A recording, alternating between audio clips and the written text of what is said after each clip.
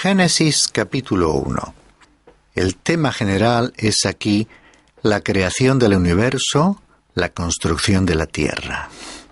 Primer día, la luz. Segundo día, los espacios aéreos.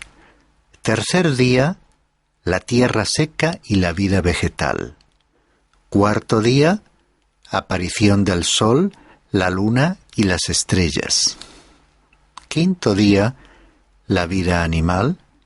Sexto día, fecundidad de la vida animal, la creación del hombre. Dice Génesis capítulo 1 y versículo 1, en el principio creó Dios los cielos y la tierra.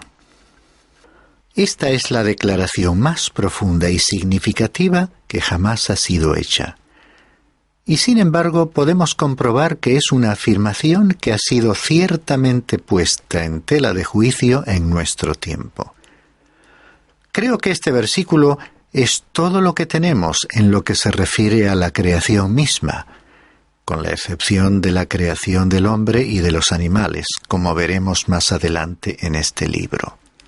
Pero esta es la historia de la creación, y debo admitir que es verdaderamente un relato breve, conciso. En una ocasión, el director de un periódico estaba recorriendo por la noche las oficinas de sus reporteros, cuando observó que uno de ellos estaba escribiendo un extenso artículo sobre un asunto que el director consideraba como de poca importancia. «Acórtelo, resúmalo», le dijo. Después de todo, en el libro del Génesis, la historia de la creación fue relatada en 282 palabras. El reportero respondió, «Sí, pero siempre he pensado que en el transcurso del tiempo nos habríamos evitado muchas discusiones si alguien hubiese escrito simplemente otras 200». Resulta interesante observar que Dios nos ha entregado verdaderamente una edición resumida. Y surge la pregunta, ¿en qué habrá estado pensando Él cuando nos transmitió esta sección en particular? ¿Cuál fue aquí el propósito del autor? ¿Habrá sido su objetivo enseñar geología? Hay mucha controversia y desacuerdo en esta coyuntura específica. En algunos países se ha llegado a incluir el punto de vista bíblico de la creación en los libros de ciencias, lo cual ha debido satisfacer a algunos. Pero surge la pregunta sobre qué nivel de conocimiento del mensaje cristiano o de conocimientos bíblicos pueden tener aquellos profesores que impartan la asignatura correspondiente como para exponer dicho punto de vista en forma debida. Un profesor de biología comentó en una ocasión y con evidente ironía que la enseñanza de la llamada teoría de la creación tiene tan poco sentido como enseñar sobre una teoría de la cigüeña en un curso científico sobre la reproducción. Tal comentario revela una actitud antagónica hacia la Biblia, a la vez que un escaso conocimiento de la misma. Podría replicarse con la misma ironía que la Biblia trata con bastante literalismo las cuestiones sobre la reproducción, sin citar para nada una teoría sobre la cigüeña, y sí ofrece un relato coherente sobre la historia de la creación. El problema del origen de la vida provoca debates acalorados, teorías extravagantes y grandes desacuerdos. Más que cualquier otro tema, surgen las hipótesis humanas y como resultado parece elevarse como un murmullo de voces que ha apagado la voz clara de Dios. En la actualidad hay dos grupos extremos que han creado confusión en este tema, enturbiando las aguas de la comprensión debido a sus supuestos y afirmaciones dogmáticas. El primer grupo está formado por científicos arrogantes que asumen que la evolución biológica y filosófica es una verdad indiscutible. Han adoptado el axioma de los descubrimientos seguros de la ciencia, y de ello hablaremos en unos momentos. El segundo grupo se compone de teólogos, también arrogantes, que presumen de haber descubierto y de conocer cómo ha actuado Dios. Ellos escriben y hablan sobre alguna teoría ingeniosa que reconcilia la ciencia y la Biblia, y miran con desdén a los grandes expositores bíblicos del pasado. Yo diría que ambos grupos harían bien en meditar en aquella declaración del Señor, cuando se le apareció al patriarca Job. Se encuentra en el libro de Job, capítulo 38, versículo 4. ¿Dónde estabas tú cuando yo echaba los cimientos de la tierra? Dímelo, si tienes inteligencia. En otras palabras, Dios le está diciendo al hombre: tú hablas del origen del universo, pero no sabes dónde te encontrabas cuando yo colocaba los fundamentos de la tierra.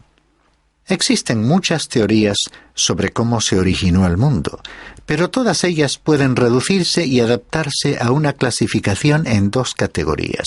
Una es la creación y la otra la especulación. Todas las teorías pueden, pues, incluirse en una de estas dos clases. La teoría de la evolución se ha diversificado y dado origen en la actualidad a muchas y diferentes teorías. Algunos de los más prestigiosos científicos del pasado y de nuestra época la rechazan. Así que no podemos considerar a esta teoría como una declaración tan científica como la de que 2 más 2 es igual a 4. Además, tenemos el relato de la creación en Génesis capítulo 1, que debe ser aceptado por la fe, y resulta muy interesante que Dios lo haya dispuesto así, es decir, que por la fe sea la única manera por medio de la cual puedes aceptar dicho relato. Observa lo que dice el autor de la carta a los Hebreos, capítulo 11, versículos 1 al 3.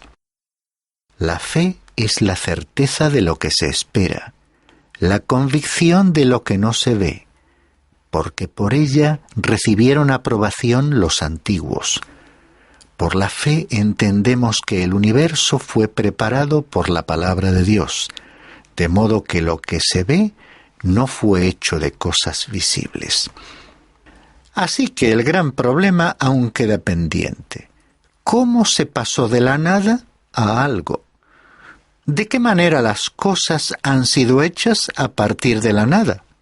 La única forma en que puedes obtener respuesta es por medio de la fe o a través de la especulación. Y por cierto, la especulación es poco científica. Consideremos entonces algunas de las teorías sobre los orígenes. Hay aquellos que nos dicen que deberíamos aceptar la respuesta científica, pero yo me pregunto, ¿cuál es la respuesta científica? ¿De qué ciencia estamos hablando?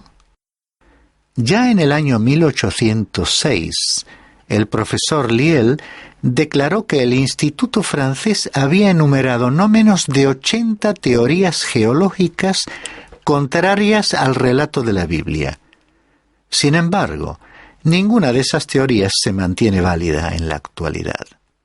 Moisés fue el instrumento humano utilizado para escribir el libro del Génesis, y creo que se sonreiría ante todo el alboroto y conflictos que surgen hoy en día en relación con la historia de la creación. Porque Moisés no le escribió con la intención de redactar un informe científico.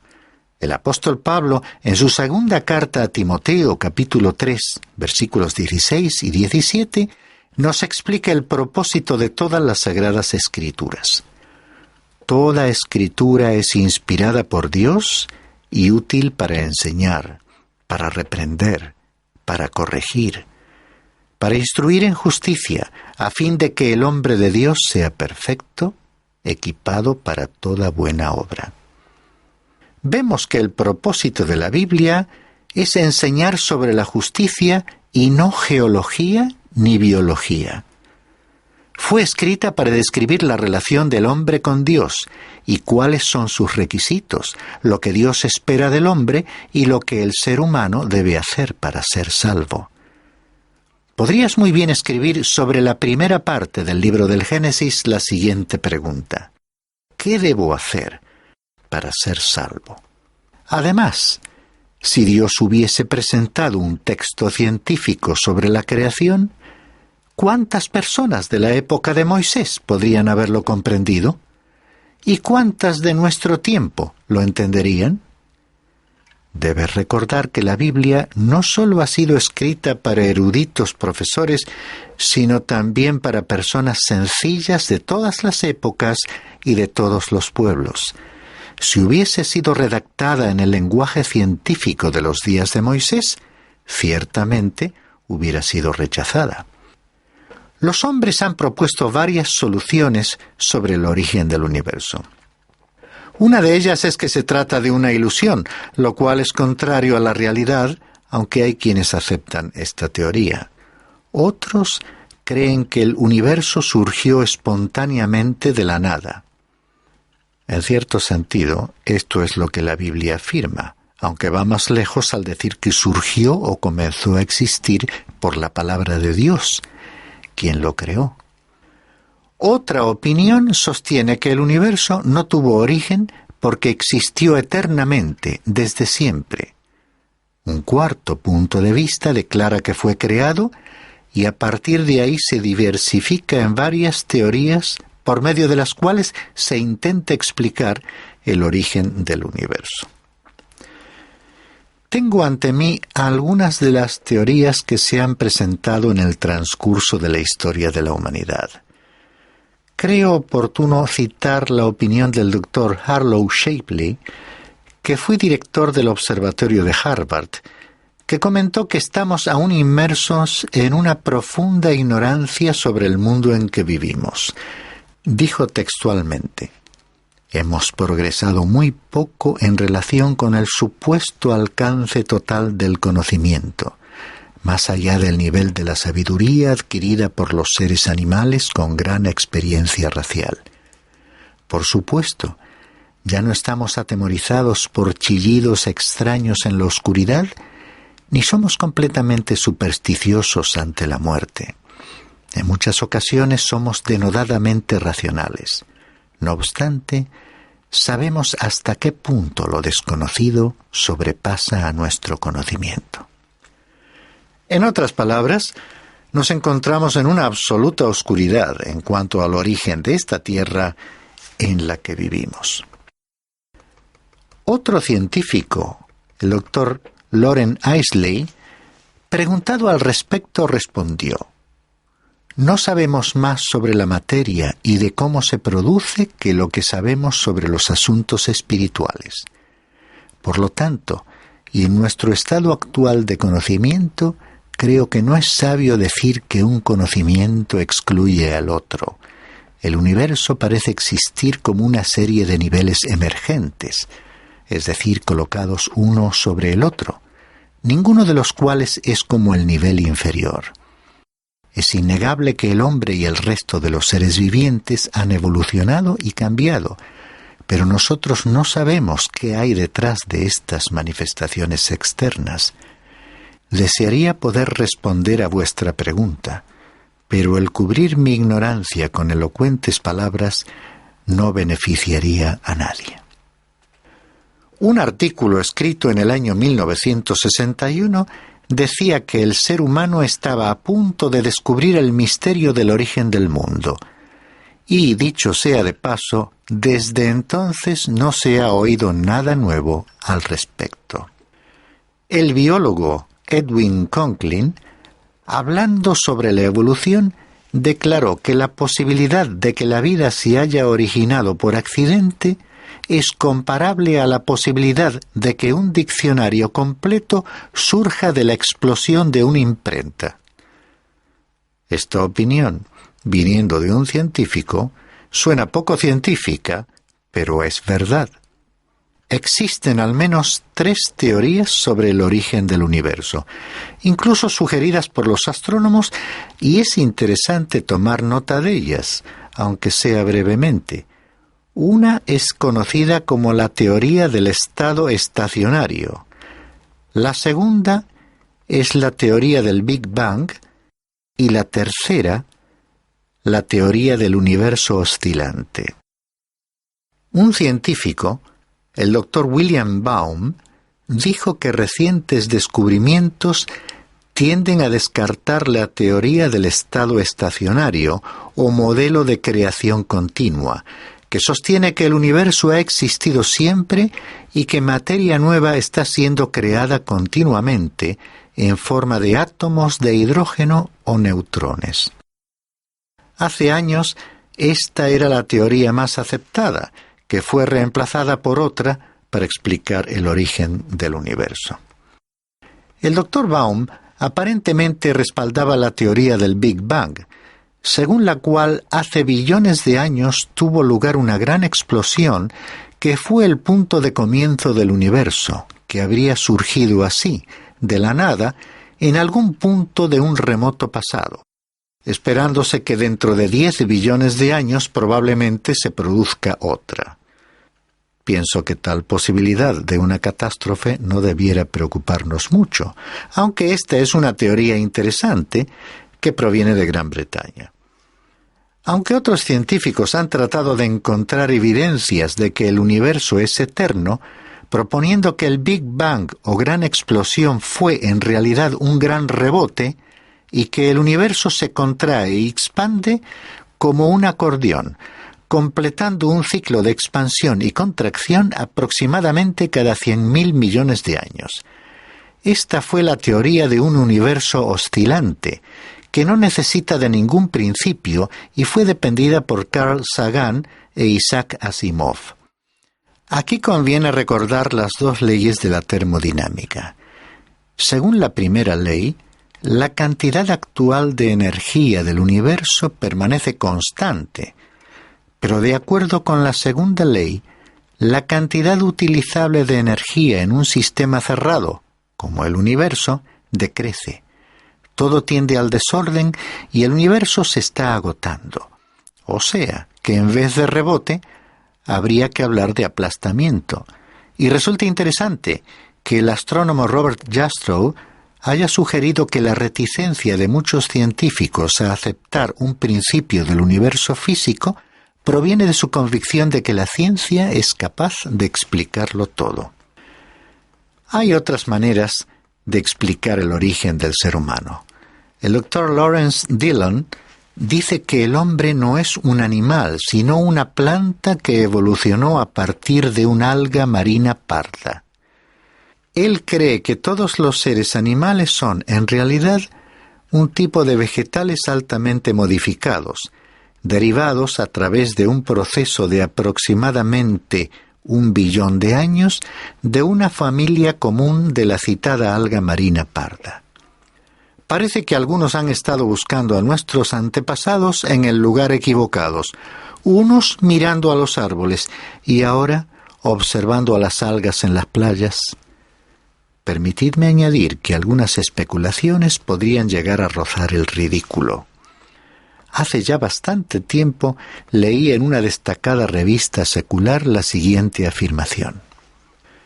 Después de siglos de ásperas discusiones sobre el origen de la vida en la Tierra, está surgiendo una respuesta impresionante del trabajo paciente y sagaz que se está realizando en los laboratorios de todo el mundo. Podría pensarse que a estas alturas ya estaríamos escuchando algunas respuestas directas o al menos algo alentadoras. Sin embargo, no se ha oído nada de esto y ni siquiera parece que habrá noticias próximamente. En la práctica, el dogma seguido por los científicos está basado en que ante los descubrimientos arqueológicos de objetos históricos y culturales, en cuanto a la datación, estos deben ser ordenados de manera que los más simples o toscos deben ser atribuidos a una fecha anterior a los más avanzados o elaborados, independientemente del lugar donde fueron hallados. En este sentido, ha resultado desconcertante descubrir objetos de civilizaciones más adelantadas por debajo de otras culturas que aparentemente provenían de una época prehistórica. La teoría de la evolución se subdivide según diferentes aspectos y puntos de vista. nunca se ha demostrado que sea exacta. Resulta desafortunado encontrarse en el grupo de personas que supuestamente pertenecen a un nivel científico, con maestros en escuelas públicas, por ejemplo, que enseñan ciencias, pero que no están en una disposición como para enseñar un punto de vista objetivo, imparcial sobre este tema, debido a que en la universidad tuvieron acceso solo a un punto de vista. Aún entre los científicos no existe una aceptación unánime de la teoría de la evolución. Uno de ellos, que se considera evolucionista, escribe lo siguiente en su libro Las implicaciones de la evolución. Hay una teoría que afirma que pueden observarse a muchos animales que experimentan en el transcurso del tiempo cambios que dan lugar a la formación de nuevas especies. Esta puede denominarse la teoría especial de la evolución o microevolución, que puede ser demostrada en ciertos casos por medio de experimentos. Por otra parte, está la teoría que sostiene que todas las formas vivientes del mundo han surgido a partir de una fuente única, que a su vez provino de una forma inorgánica. Esta es la teoría general de la evolución o macroevolución, y la evidencia que la apoya no es lo suficientemente firme como para permitirnos considerarla algo más que una hipótesis de trabajo. Esta última es la evolución clásica, que se enseña en los libros de texto y en los cursos de zoología. Ahora escuchemos la opinión del Dr. Heribert Nilsson, botánico sueco evolucionista. Mis intentos de demostrar la evolución por medio de experimentos, realizados durante más de 40 años, han fracasado completamente. Al menos, difícilmente podría ser yo acusado de haber comenzado con puntos de vista antievolucionistas preconcebidos. Puede mantenerse con firmeza que no es posible caricaturizar los hechos paleobiológicos. El material fósil es actualmente tan completo que ha resultado imposible construir clases nuevas y la falta de series de transición no puede explicarse como debida a la escasez de material. Las deficiencias son reales, nunca serán cubiertas. La idea de una evolución se basa en una creencia pura. Fin de la cita. A mi entender, este científico se está desplazando hacia el área de la religión. Estimado amigo, para ser un evolucionista tienes que tener fe. La evolución es y ha sido siempre una forma de especulación. Pero desafortunadamente, muchas personas la han aceptado como un hecho, como una realidad. En nuestro próximo programa finalizaremos nuestras consideraciones sobre estas teorías, culminando con las afirmaciones de la palabra de Dios al respecto.